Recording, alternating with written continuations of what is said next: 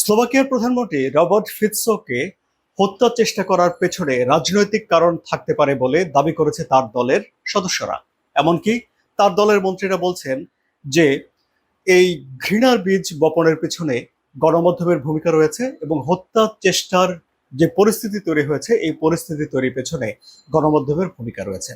এখন স্লোভাকিয়ার প্রধানমন্ত্রী রবার্ট ফিৎসর শারীরিক অবস্থা স্থিতিশীল রয়েছে। অপারেশনের পর তার শরীরের যেসব যেসব জায়গাতে গুলি লেগেছিল সেই গুলিগুলো বের করে ফেলা হয়েছে। তিনি এখন স্থিতিশীল রয়েছেন।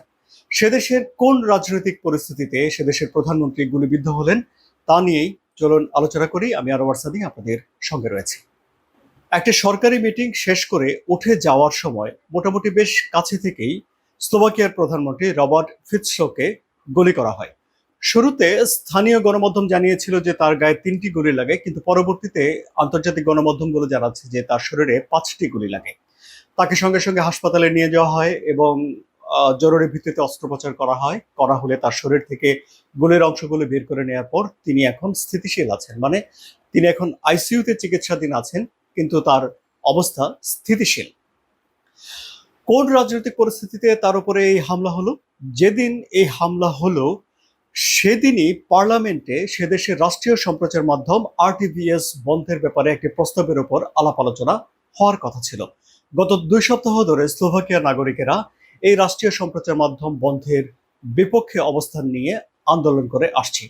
এবং এই যে রাষ্ট্রীয় সম্প্রচার মাধ্যম বন্ধের উদ্যোগ, এটি হলো রবার্ট ফিৎসর সরকারের একটি উদ্যোগ। এটি নিয়ে এক ধরনের রাজনৈতিক পরিস্থিতি আছে।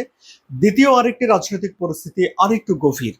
সেটি হলো যে রবার্ট ফিৎসো প্রধানমন্ত্রী হওয়ার পর তিনি ইউক্রেনে সামরিক সহায়তা বন্ধ করে দেন এবং তিনি প্রকাশ্যেই বলেন যে মস্কোর উপর থেকে নিষেধাজ্ঞা তুলে নেওয়া উচিত।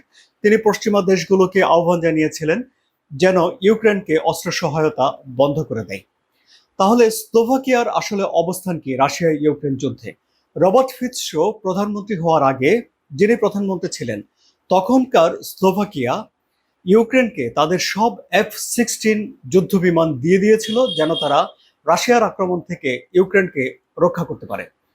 এবং স্লোভাকিয়া ইউরোপের একটি দেশ, ইউরোপীয় ইউনিয়নের সদস্য, সেন্ট্রাল ইউরোপের দেশ, ধনী দেশ।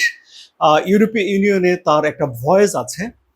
এই দেশটির যে নীতি, সেই নীতি পরিবর্তন হয়ে যায় যখন রবার্ট ফিৎসো প্রধানমন্ত্রী হয়ে আসেন। সে দেশের প্রেসিডেন্টও নির্বাচিত হয়েছেন পিটার। তিনিও রবার্ট ফিৎসোর বন্ধু বা মিত্র। তিনিও রাশিয়া বান্ধব। প্রধানমন্ত্রীর মতো ক্ষমতা হস্তান্তর করার পরে স্লোভাকিয়াতে পার্লামেন্ট কিংবা সরকারে এমন কোনো উচ্চপদস্থ কর্মকর্তা আর অবশিষ্ট থাকবে না যিনি রাশিয়া বান্ধব নন বা যিনি রাশিয়ার বিরুদ্ধে কোনো নীতি নিয়ে উচ্চবাচ্য করতে পারেন। তাহলে দুটো রাজনৈতিক পরিস্থিতি সে দেশে বিরাজ করছে। এই পরিস্থিতিতে স্লোভাকিয়ার প্রধানমন্ত্রীর ওপরে যে হামলা হয়েছে, এই হামলাকে তার দলের লোকজন বলছেন যে এটি একটি গণতন্ত্রের ওপরে হামলা হয়েছে। এখন যে হামলাকারী, তিনি কি রাজনৈতিক কর্মী?